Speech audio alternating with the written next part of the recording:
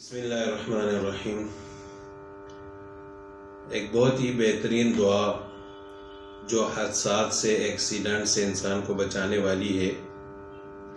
حضرت عبداللہ ابن عباس رضی اللہ تعالیٰ عنہما سے روایت ہے کہ ایک شخص رسول اللہ صلی اللہ علیہ وسلم کی خدمت میں حاضر ہوئے اور فرمایا کہ یا رسول اللہ صلی اللہ علیہ وسلم، میری زندگی میں حادثات بہت زیادہ ہیں، ایکسیڈنٹ ہی ایکسیڈنٹ ہے،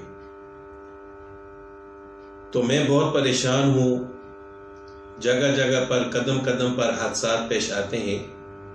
تو آپ صلی اللہ علیہ وسلم نے فرمایا کہ جب گھر سے نکلو تو یہ کلمات پڑھ لیا کرو: بسم اللہ علی نفسی و اہلی و مالی، میری جان پر، میرے نفس پر، میرے گھر والوں پر اور میرے مال پر بسم اللہ۔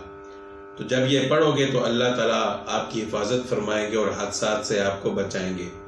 تو جب سے وہ شخص ان کلمات کو پڑھنے کا اہتمام کیا تو اللہ تعالیٰ نے ساری زندگی ان کو حادثات سے، ایکسیڈنٹ سے محفوظ فرمایا۔